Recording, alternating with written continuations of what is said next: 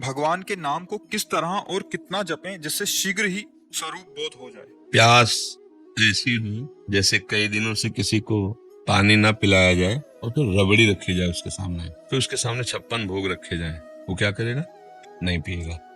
उसकी चाह होगी कि केवल पानी पिला दो।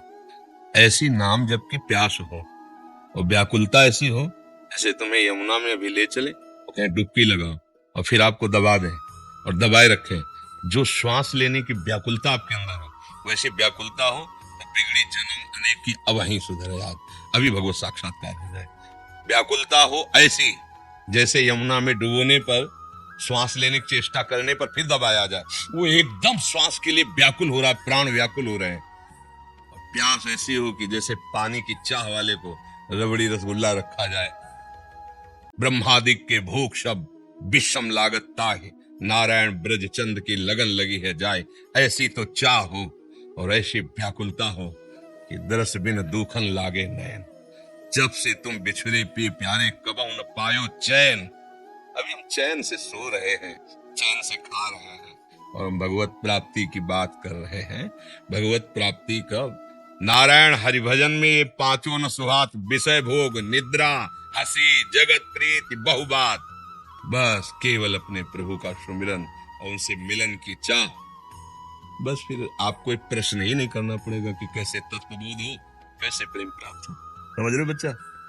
महाराज जी, अशांति भयंकर जलन अज्ञान के कारण या प्रारब्ध के कारण या फिर वर्तमान अपराध बन जाने के कारण होती है। सबका मूल अज्ञान ही है। वर्तमान का अपराध भी अज्ञान से ही होता है और पूर्व अपराध जो हुए हैं वो प्रारब्ध का नाम दिया जाता है, वो भी अज्ञान से हुई है। सबका मूल कारण दुख का, अशांति का, जलन का, क्लेश का, जन्म मरण का अज्ञान ही है। भगवान के चरणारविंद का आश्रय लेकर भगवान के प्रेमी जनों के द्वारा उनके श्रीमुख से निकले हुए वचनों को सुनकर उनकी आज्ञा के अनुसार जीवन हम अपना चलाए तो बहुत जल्दी हमें ज्ञान प्राप्त हो जाए, तो अज्ञान नष्ट हो जाए। अज्ञान नष्ट होते ही परम शांति की प्राप्ति हो जाती है। श्रद्धावान लभते ज्ञानम तत्परः संयतेन्द्रिया ज्ञानम लब्ध्वा पराम शांति। परम शांति कहाँ मिली? ज्ञानम लब्ध्वा पराम शांति मच्चिरेणाधिगच्छति। भगवत प्रेमी महात्मा और शास्त्र, इनके जो वचन है उनके अनुसार जब हम जीवन यापन करते हैं, उनके अनुसार चलते हैं तो हमारा ज्ञान नष्ट हो जाता है। अज्ञान नष्ट होते ही जैसे अंधेरे में क्या है मुझे पता नहीं चल रहा, पर जब प्रकाश हुआ तो पता चल गया। जब पता चल गया तो ना भय रह गया, ना कोई जलन रह गई, ना कोई अशांति, परम शांति परमानंद की अनुभूति हो गई।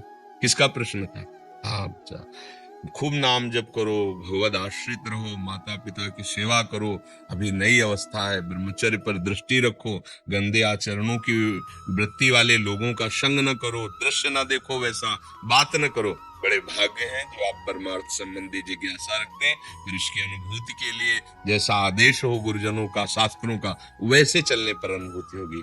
प्रश्न करना उतना लाभदायक नहीं होगा जितना आचरण में उतारना लाभदायक होगा। जैसे मानो आप प्रश्न तो पढ़ के भी कर सकते हो ना, किसी भी उद्देश्य से कर सकते हो। आप प्रश्न शास्त्र अगर पढ़े लिखे तो शास्त्र पढ़ लो, तो आप उसका प्रश्न कर दो तो आपकी बड़ाई भी हो सकती है कि बहुत सुंदर आपने प्रश्न किया। पर वो आपको लाभ तभी मिलेगा जब आप अनुभूति में लाए। प्रश्न करना और उत्तर दे देना ये दोनों बाहरी विषय है, अनुभव करना ये शांति का विषय है। प्रवचन करने से और प्रवचन सुनने से परमात्म तत्व की प्राप्ति तो नहीं हो जाती ना, उसकी बातें हम समझ जाते हैं, ऐसा करना चाहिए, ऐसा। पर अनुभूति तभी होगी जब वैसा आप चलोगे, वैसा आप करोगे। नहीं तो फिर जैसे वेद उपनिषद में लिखा है, नायमात्मा प्रवचनेन न लभ्यः न मेधया न बहुना श्रुतेन। बहुत प्रवचन करने वाले को भी ये नहीं होता जो परमानंद की, बहुत सुनने वाले को भी नहीं होता, बहुत बुद्धिमान को भी नहीं होता। होता किसको है?